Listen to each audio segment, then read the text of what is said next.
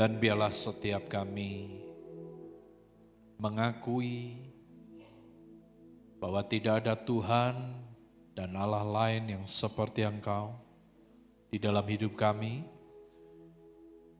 Dan tidak akan pernah Engkau tergantikan Tuhan oleh apapun dan siapapun atas hidup kami. Terima kasih untuk setiap waktu yang Kau selalu beri buat kami.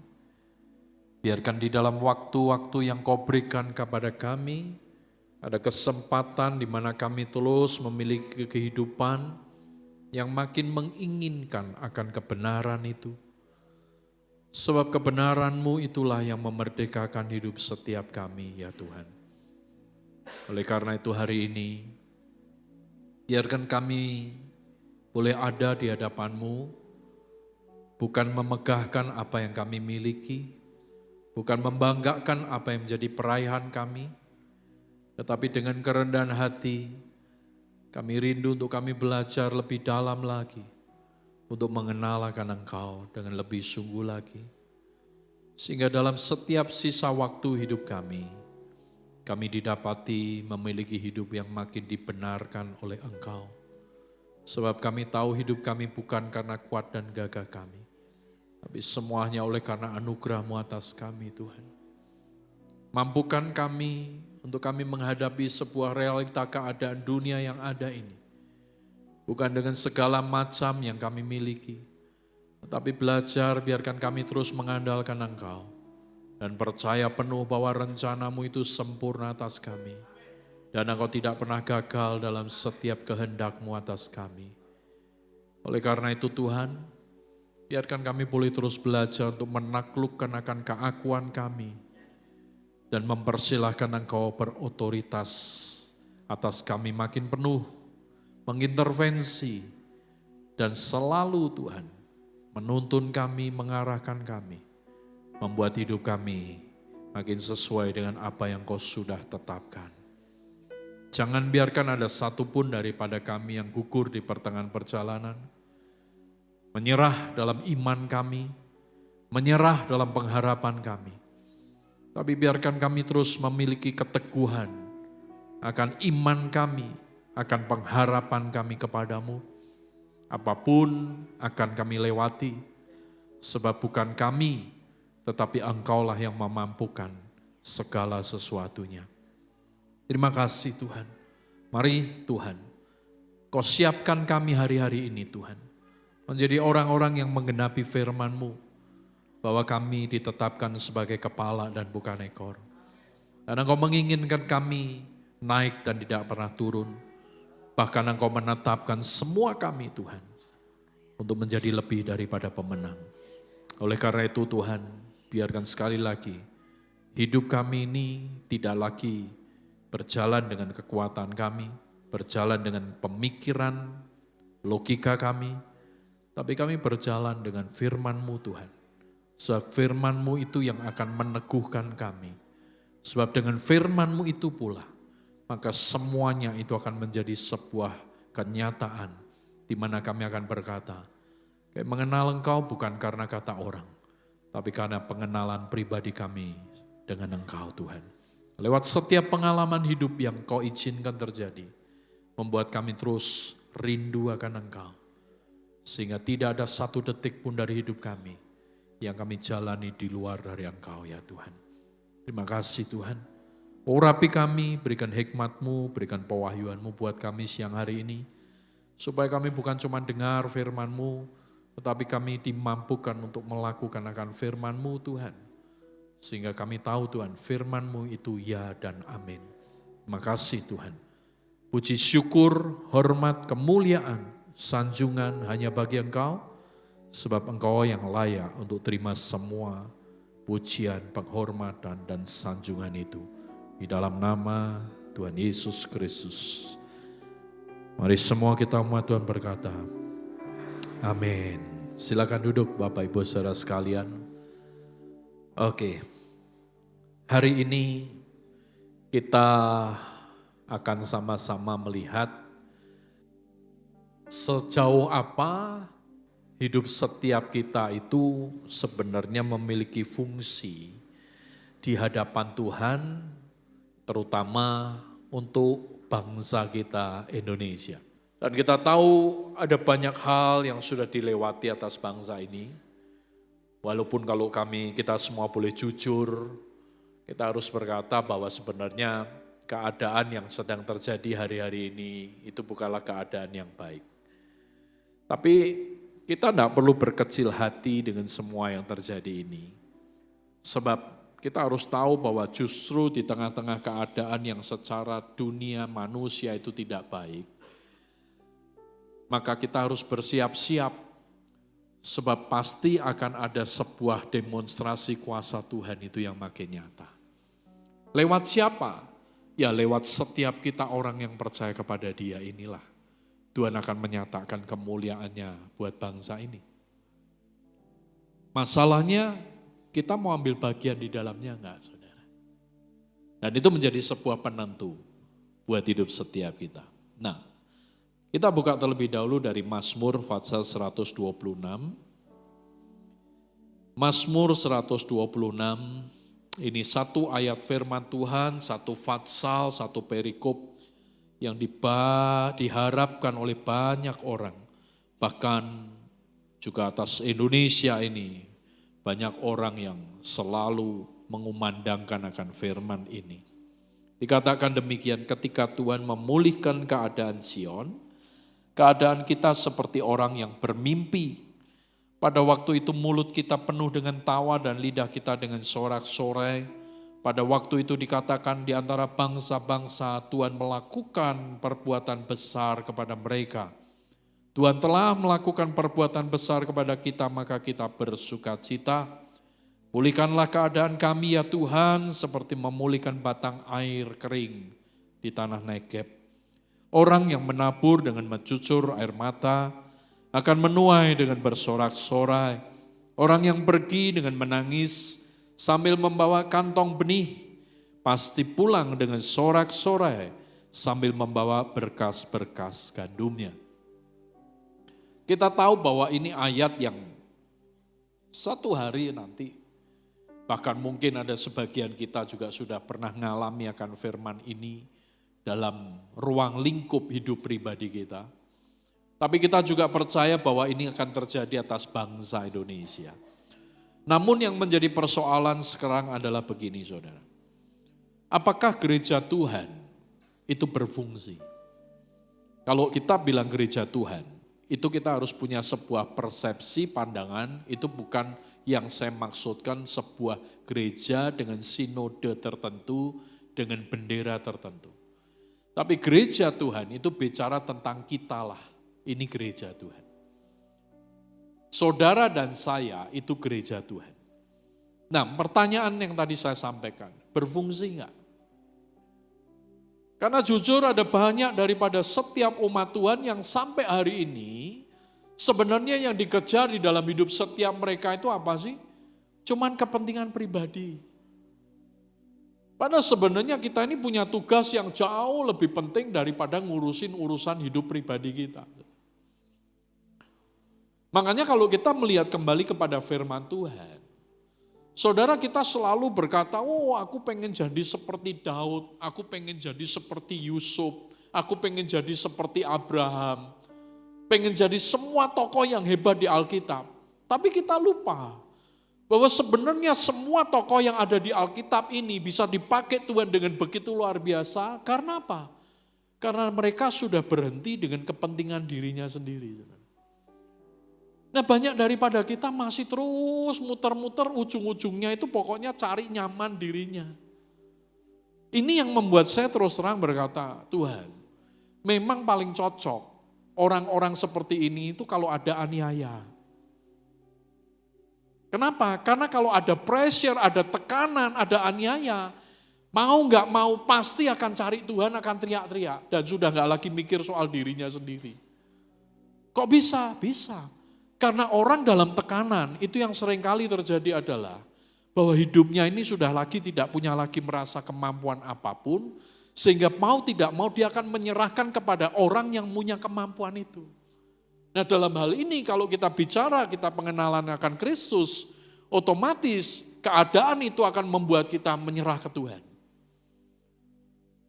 Nah hari ini saudara, saya nggak akan menakut-nakuti saudara. Tapi kita harus siap. Bahwa kalau keadaan bangsa kita ini secara manusia tidak akan pernah lagi menjadi baik. Justru itulah waktu di mana sebenarnya Tuhan mau untuk setiap kita ini makin sungguh-sungguh dengan Dia. Karena saudara nggak bisa mengharap kepada siapapun lagi. Yang repot adalah sekarang begini saudara. Ya. Bukan cuman orang yang tidak punya apa-apa. Ya kan? Tapi orang yang punya apa-apa pun juga pusing saudara. Sebaliknya, ya kan? Kalau sementara waktu mungkin kita berpikir, wah yang nggak punya apa-apa hidup sederhana itu enak. Yang punya apa-apa itu istilahnya lebih banyak mikir dan lain sebagainya. Sekarang ya sama terjadi. Yang nggak punya apa-apa, hidup menderita, makin susah, makin stres saudara. Tapi kalau kita mau melihat semuanya, kenapa Tuhan izinkan itu? Sebab satu yang kita mesti pegang sampai akhir hidup kita. Karena Dia mengasihi kita. Itu hal prinsip yang tidak akan pernah bisa diubah oleh apapun dan siapapun. Dia mengasihi kita, Tuhan mengasihi kita. Itu hal mutlak. Nah pernyataan kasihnya atas kita itu berbagai macam ragam. Makanya kita harus melihat terus apa yang Tuhan mau terjadi di dalam hidup kita.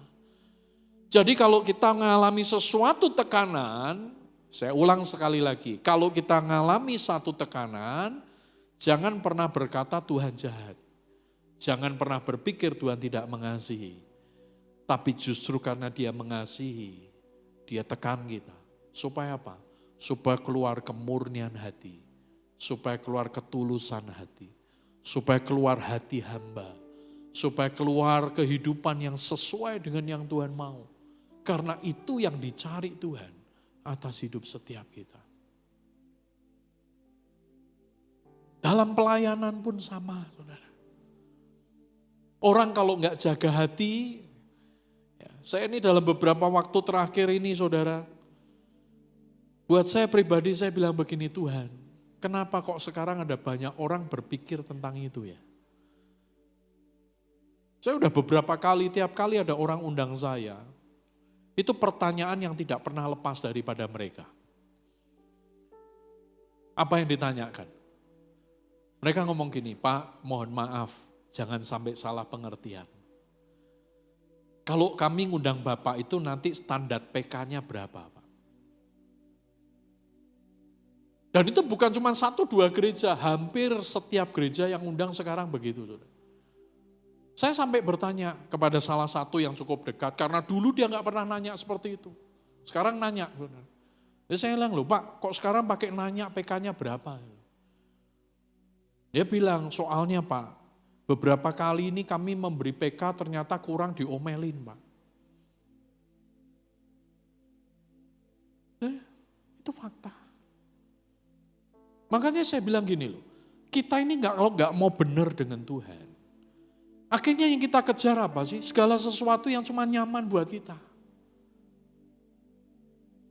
Makanya waktu berapa waktu lalu saya ngomong soal hamba Tuhan yang naik business class kan, ya, dan kemudian membebankan biaya tiket itu kepada gereja yang mengundang.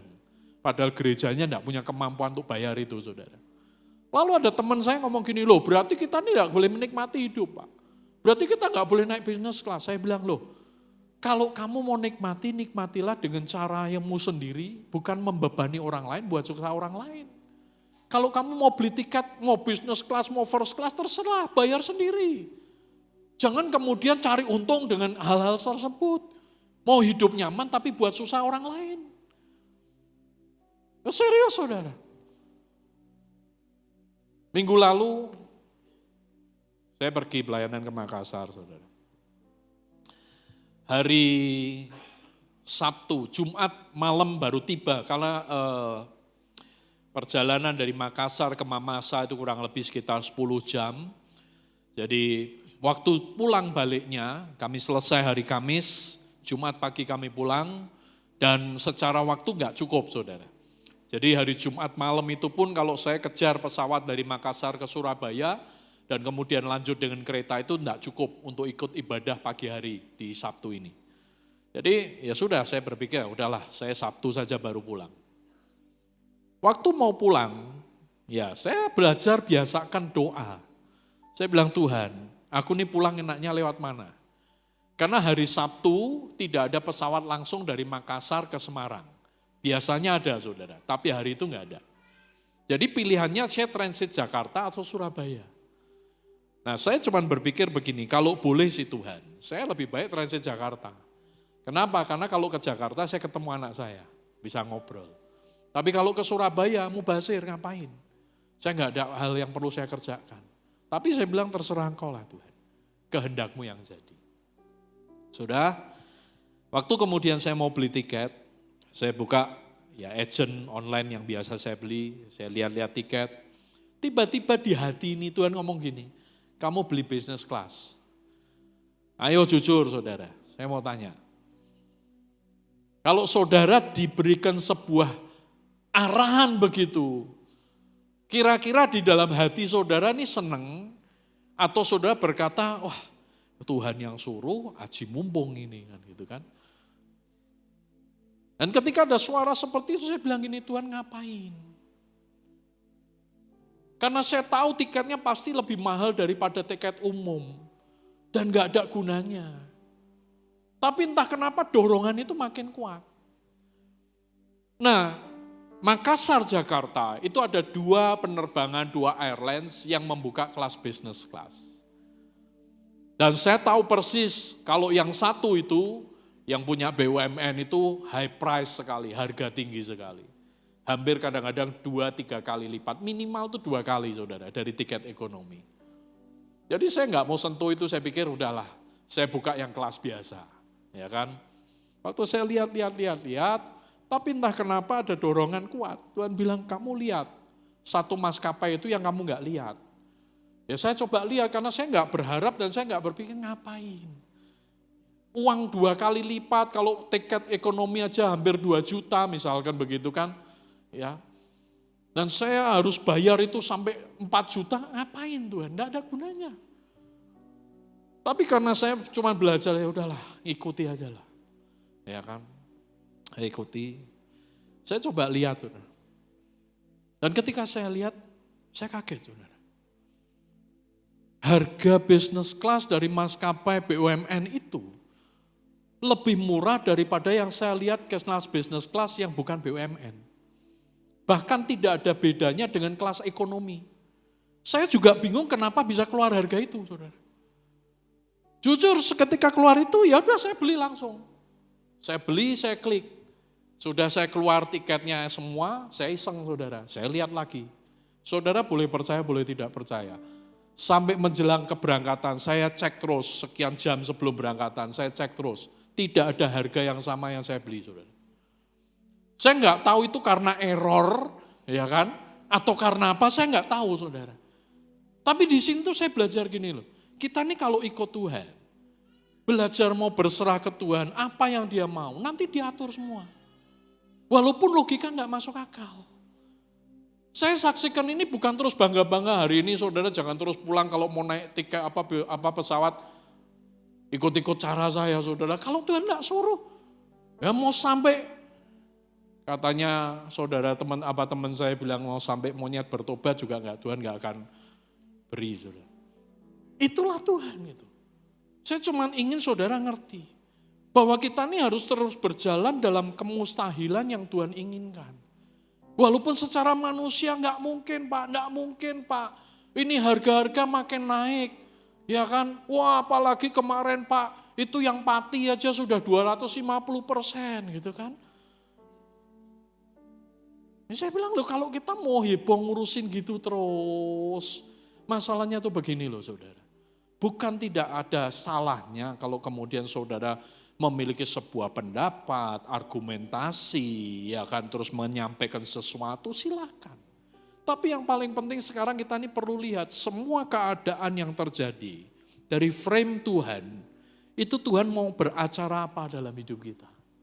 Itu yang paling penting. Karena kalau kita dibawa kepada sebuah titik yang benar-benar tidak mustahil, tapi kalau itu yang Tuhan mau, belajar jalani. Karena Tuhan tidak butuh kita ini amunisi. Tuhan tidak butuh kekuatan-kekuatan yang kita miliki. Yang dia butuhkan apa sih? Hati yang rela untuk mentaati apa yang dia mau. Walaupun secara manusia nggak masuk akal. Tapi kalau Tuhan mau, belajar ikuti itu.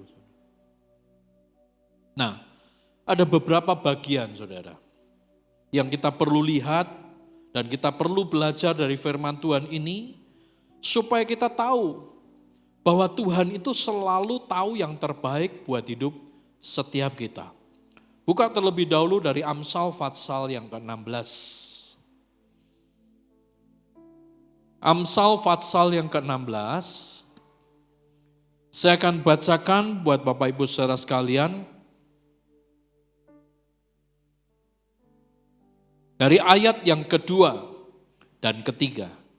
Segala jalan orang adalah bersih menurut pandangannya sendiri. Tetapi Tuhanlah yang menguji hati. Ingat ya saudara, selalu Tuhan berurusan dengan hati kita. Dan repotnya itu adalah persoalan yang paling sulit dalam hidup ini. Makanya saya bilang berlatih saudara. Ikut Tuhan bukan hanya teman dengar firman, ikut Tuhan bukan hanya sekedar mengaminkan akan mujizat yang seorang hamba Tuhan itu alami, tetapi belajar alami sendiri dengan Tuhan. Supaya apa? Supaya kita tahu bahwa Tuhan menguji hati kita. Dan dia selalu mau yang terbaik terjadi dalam hidup kita. Nah berikutnya dikatakan, serahkanlah perbuatanmu kepada Tuhan, maka terlaksanalah segala rencanamu. Di terjemahan lain dikatakan seperti ini. Apabila engkau berjalan dengan cara Tuhan dan engkau mempercayakan penuh kepada Tuhan, maka engkau akan dimampukan untuk berhasil melakukan apa yang Tuhan tetapkan di dalam dirimu seperti yang engkau sudah impikan. Dan ini sesuatu yang sebenarnya kita ngerti. Bahwa Tuhan itu kan selalu menginginkan anak-anaknya itu menikmati kehidupan ini. Percayalah saudara, Tuhan adalah Bapa yang lebih baik daripada Bapa di dunia yang kita miliki. Firman pun sudah ngomong dengan jelas. Apabila Bapak yang di dunia aja tahu memberi anaknya yang minta roti dan tidak akan pernah memberi batu, pasti Bapak di surga itu lebih daripada itu. Jadi hati Tuhan, itu kita harus tahu. Bahwa dia tidak pernah punya keinginan untuk kita ini punya hidup yang buruk. Itu enggak pernah mungkin. Kalau Tuhan sampai punya keinginan seperti itu, saya orang yang pertama akan meninggalkan Tuhan. Itu pasti. Kenapa? Karena saya tidak pernah melihat di firman bahwa Tuhan punya rencana yang buruk buat seseorang yang percaya kepada dia. Itu yang kita harus pegang. Nah, ini yang kita harus tahu saudara. Kenapa kita perlu percaya kepada Tuhan? Firman berkata, serahkanlah ya kan perbuatanmu kepada Tuhan. Kenapa? Karena Tuhanlah pribadi yang sempurna. Nah, Dia yang bisa menyempurnakan semua yang kita lakukan. Makanya kita harus belajar mendengar dan mengikuti apa yang Tuhan mau, supaya intervensi penyertaan Tuhan itu nyata, dan di dalam intervensi Tuhan itu bukan cuma sekedar Dia menyertai, tetapi Dia menyempurnakan. Ini yang Tuhan inginkan dalam hidup kita. Kenapa demikian? Tadi saya bilang, Tuhan tidak pernah ingin anaknya hidup menderita. Tidak pernah saudara. Apa iya sih Tuhan mungkin lihat kita hidup susah gitu kan. Makan tiap hari aja belum tentu sekali gitu kan. Ya. Bahkan mungkin dalam 1 minggu banyak puasa terpaksanya dibanding makannya.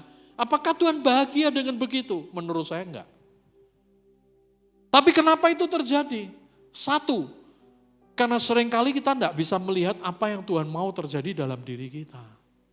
Yang kedua, bisa jadi kita ini orang malas. Orang malas itu bukan cuma sekedar enggak mau kerja. Orang malas itu adalah orang yang cari gampangnya dengan Tuhan. Enggak ada effort. Ikut Tuhan itu cuma sekedar ya sudahlah, pokoknya gini aja lah. Enggak ada sesuatu yang membuat kita itu greget rasanya pengen cari Tuhan. Nah itu orang malas. Ya kalau orang enggak mau kerja, senangnya tiduran, ya sudah kita tahu lah itu memang orang malas. Tapi tanpa sadar pencarian kita ke Tuhan yang enggak sungguh-sungguh, itu sebenarnya kita termasuk kategori orang yang malas, saudara. Kenapa kok bisa begitu? Ya karena sebenarnya Tuhan selalu rindu ada pribadi itu yang dengan dia itu bukan cuma pasif, tapi aktif. Makanya kalau saudara melihat, kita pernah bahas saudara, ya. Ketika Petrus itu berkata kepada Yesus, ya kan? Di tengah laut yang bergelora, di tengah ombak yang istilahnya kacau balau hari itu, ya. Yesus datang berjalan di atas air, dan kemudian Petrus ngomong kepada Yesus. Dia ngomong apa?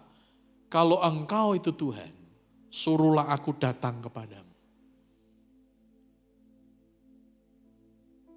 Banyak orang mungkin tidak seperti Petrus. Pembuktiannya kalau memang kau Tuhan, kau yang datang dekat ke sini. Ya buat Tuhan datang lebih dekat itu gampang. Tapi buat Tuhan membuat Petrus berjalan di atas air, itu PR berikutnya. Bukan berarti Tuhan tidak sanggup. Tapi karena Tuhan melihat hati Petrus, di mana punya kerinduan, membuktikan sesuatu yang paling mustahil di dalam dirinya. Itu yang seharusnya kita miliki. Jadi kalau kita dalam sebuah tekanan, dalam sebuah pressure, ada pintu yang tertutup, justru kita ngomong begini, Tuhan, apa yang kau sedang mau kerjakan dalam hidupku? Aku sudah cari tukang kunci kemanapun, tidak ada yang bisa bukain pintu ini. Tapi aku percaya Tuhan, bahwa Engkau adalah juru kunci dalam hidupku. Dan Engkau sanggup melakukan lebih daripada apa yang aku pikirkan dan bayangkan. Itu seharusnya yang ada dalam diri kita. Ya kalau kita sudah menghadapi gitu, sudahlah. Ya sudahlah. Memang Tuhan maunya begini. Saudara, masalahnya benar Tuhan mau begitu atau enggak? Ini yang perlu kita sadari. Makanya kita perlu dalam semua hal ini serahkan itu ke Tuhan. Karena bagaimanapun hidup setiap kita itu diawali oleh Tuhan. Dan Dia tidak pernah menginginkan kita dalam perjalanan hidup kita lepas dari Dia dan mengakhiri hidup dengan kesia-siaan. Dia tunggu hidup kita di akhir. Dia nanti hidup kita di akhir. Maka Dia inginkan semua sisi hidup kita. Kita harus belajar serahkan itu ke Tuhan. Beberapa bulan yang lalu, saudara, ada sebuah keluarga yang datang, mereka menyerahkan sesuatu dalam sebuah tempat, jumlah yang menurut saya tidak banyak secara nominal. Tapi saya tahu mereka serahkan dengan hati yang kuat. Dan di dalam tulisan di suratnya, dikatakan bahwa ini sebenarnya tabungan yang sederhana, yang begini, begitu. Tapi kami belajar mau serahkan itu ke Tuhan. Tidak tahu Pak buat apa. Kami taat aja. Walaupun hari ini keadaan kami sebenarnya tidak baik-baik saja. Nah, sudah, akhirnya seminggu kemudian saya ingat keluarga ini. Dan saya coba cari nomor teleponnya. Saya dapatkan. Saya dapatkan komunikasi, ngobrol. Ya mereka cerita tentang keadaannya. Dan lain sebagainya. Ya saya bilang oke lah. Kami dukung doa. Supaya Tuhan selalu menyertai dan ada jalan yang Tuhan buat. Jangan kecewa, percaya kepada Tuhan. Sekian waktu berjalan. 2 minggu yang lalu, saudara.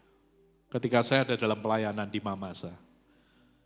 Saya lagi baca-baca WhatsApp, tiba-tiba saya ingat keluarga ini. Dan ketika ingat keluarga ini, saya bilang gini, Tuhan, aku berdoa buat keluarga ini. Tolong Tuhan, apapun yang sedang terjadi dalam hidup mereka, kau tolong dia. Supaya mereka tahu bahwa Engkau adalah Tuhan segalanya buat hidup mereka. Selesai saya berdoa, tiba-tiba di dalam hati Roh Kudus ngomong, kamu minta nomor rekening ke dia. Ya, saya bilang oke Tuhan, saya minta nomor rekening. Tidak dijawab-jawab saudara, saya beberapa hari ya saya pikir ya udahlah. Setelah 3 hari kemudian mereka jawab, Pak mohon maaf kami baru jawab. Karena kemarin waktu sudah baca WA-nya, mau jawab nggak bisa, pulsa kami habis. Dan kami memang dalam keadaan yang tidak baik. Oh ya sudah, dia kirim nomor rekening. Saya bilang Tuhan nomor rekeningnya sudah ada. Terus saya suruh ngapain? Saya bilang nanti kamu transfer. Saya bilang ya oke Tuhan, kalau nanti ya enggak apa-apa. Kalau sekarang belum ada, saya bilang gitu. Ya, seolah-olah Roh Kudus itu berguru, bukan berguru gimana, cuman dalam hati ini cuman ngomong gini, yo Tuhan yo wis ngerti nek kowe rungono gitu kan. Ya maksudnya Tuhan juga sudah tahu kalau kamu tuh belum ada dananya, tunggu dulu gitu loh. Makanya Tuhan ngomong transfer nanti gitu, oke. Ya udah saya diam aja. Pulang dari Makassar dalam perjalanan, tiba-tiba ada sesuatu yang Tuhan ngomong, kamu transfer besok pagi. Ya sudah, saya nggak mikir apapun karena minggu ini berarti kejadiannya saudara. Saya pulang dari Makassar, terus kemudian hari Minggu ada di tempat ini, hari Senin kemudian saudara, saya mau transfer. Nah saya tuh gini, Tuhan, saya ini transfer dari kas mana, ya toh? Pura-pura tanya kas mana, padahal kasnya kosong kabeh gitu loh saudara. Ya enggak saudara, maksud saya tuh kalau buat transfer jumlah tertentu yang Tuhan ngomong enggak ada. Gitu kan, karena jumlahnya enggak sedikit. Ya, saya bilang Tuhan kalau engkau suruh ya tak kerjakan, tapi kau tahu loh Tuhan. Nah sudah, saya pergi perjalanan keluar kota, di tengah-tengah perjalanan tiba-tiba itu ada orang WA saya. Dia ngomong gini, Pak, saya kirim berkat, tolong dicek. Dia nggak ngomong A, I, U, E, O, nggak nanya ini itu saudara. Padahal nih orang nggak pernah komunikasi dengan saya sudah lama. Tiba-tiba dia ngomong saya kirim berkat. Lalu kemudian ya saya pergi ke ATM, saya cek saudara. Dan betul memang ada berkat masuk. Terus waktu berkat masuk saya tuh ngomong gini, Tuhan ini buat apa? Gitu kan. Karena jumlahnya juga tidak sedikit. Terus saya ngomong gini, kamu ambil persepuluhan, sisanya kamu transfer ke keluarga itu. Saya ngomong, kok akeh men Tuhan? Ya karena besar saudara. Itu saya ngomong gini bukan ini loh manusia itu loh. Saudara. Kita harus ngakui bahwa seringkali manusia kita ini muncul.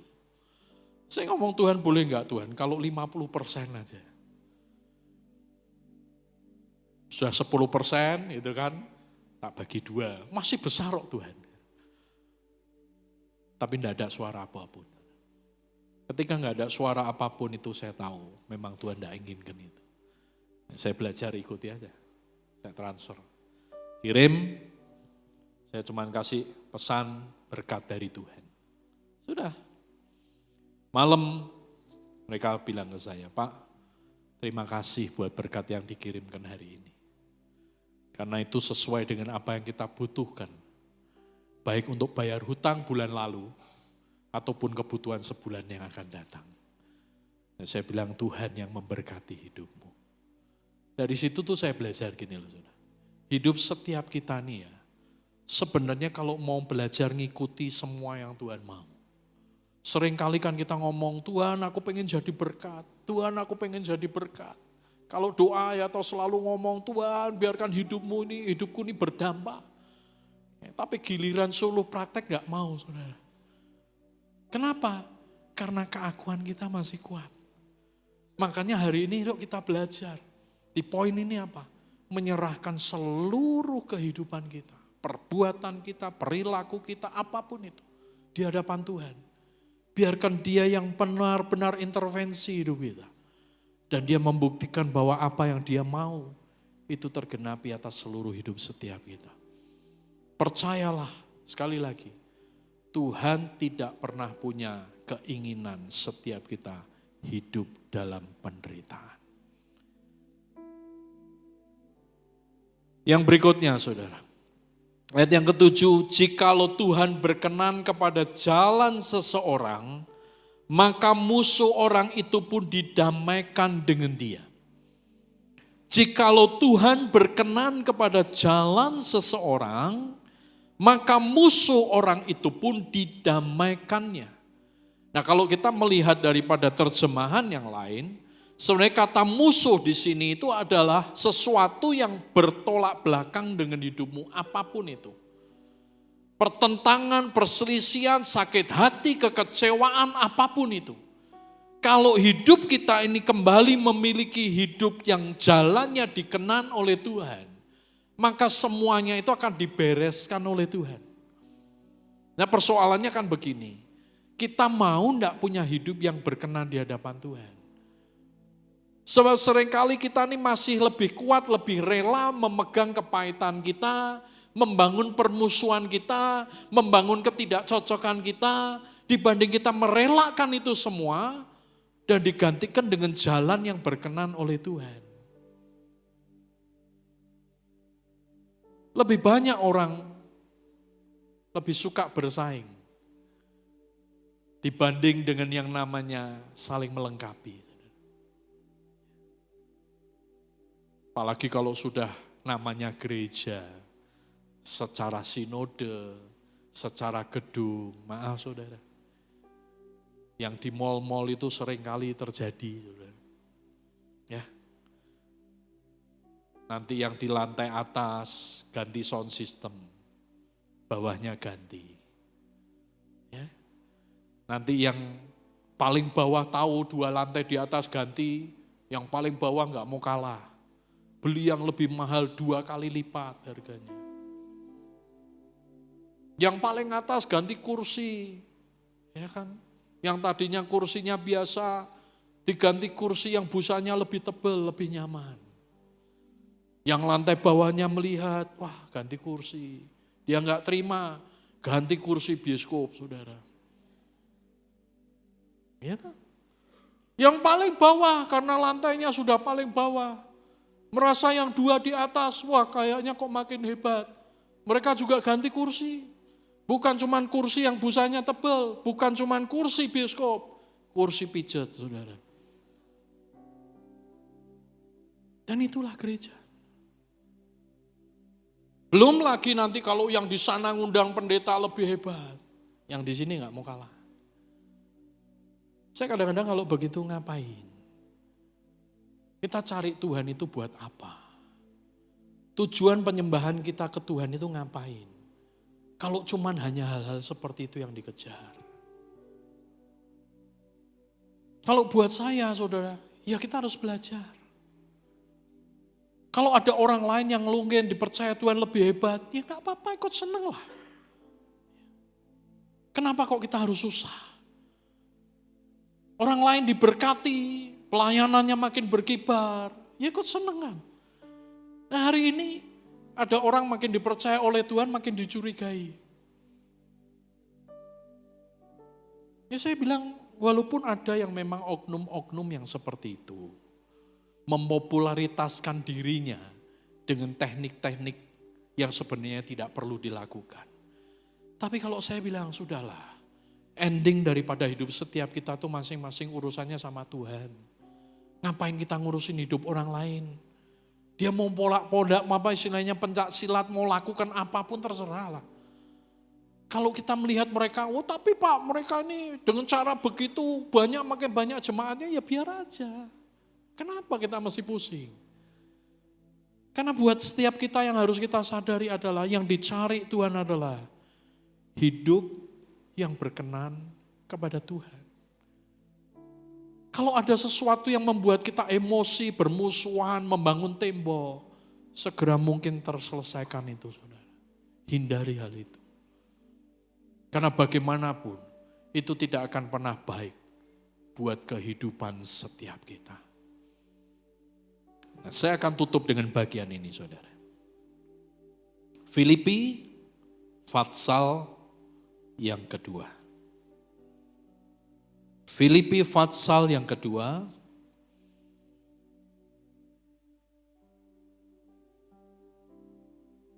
Nah, saudara baca ini adalah surat Paulus kepada jemaat di Filipi. Dan kita mesti tahu sekali lagi, Paulus menuliskan banyak surat di Alkitab ini karena dia sudah banyak mengalami yang namanya Tuhan di dalam dirinya. Perlu kita tahu bahwa Paulus seorang rasul hebat yang sebenarnya kita kalau baca dari setiap tulisannya, kita harus mengerti bahwa benar-benar kehebatannya itu bukan karena dia, tapi karena Tuhan di dalam dirinya. Nanti lain waktu saya akan bahas apa yang terjadi dengan Paulus ini, saudara, yang sebelumnya bernama Saulus. Tapi hari ini kita akan lihat dulu. Filipi Fatsal 2. Jadi karena dalam Kristus ada nasihat, ada penghiburan kasih, ada persekutuan roh, ada kasih mesra dan belas kasihan. Sempurnakanlah sukacitaku dengan ini. Hendaklah kamu sehati sepikir dalam satu kasih, satu jiwa, satu tujuan, tanpa mencari kepentingan sendiri atau pujian yang sia-sia. Sebaliknya, hendaklah dengan rendah hati yang seorang menganggap yang lain lebih utama daripada dirinya sendiri. Janganlah tiap-tiap orang hanya memperhatikan kepentingannya sendiri, tetapi kepentingan orang lain juga.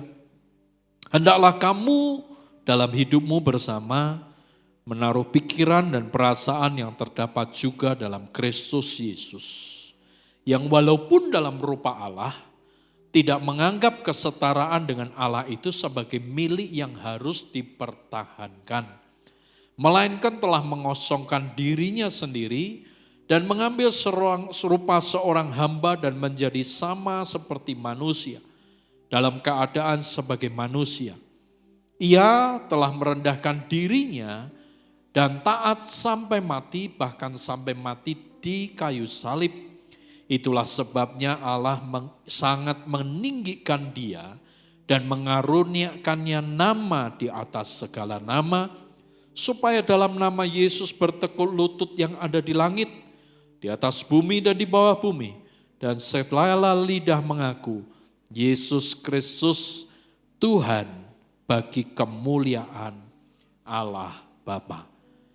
Kalau saudara baca di judul perikopnya dari Filipi Fatsal yang kedua ini, jelas dituliskan bahwa di sini dikatakan nasihat supaya bersatu dan merendahkan diri.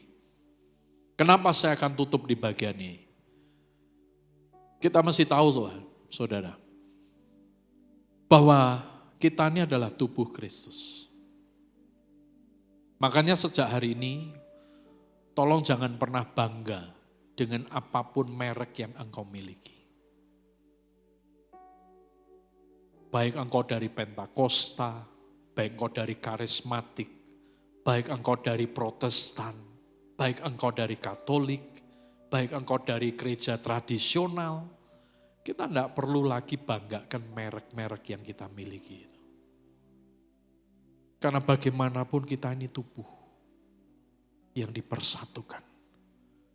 Dan ini yang menjadi penantian Tuhan dalam hidup kita.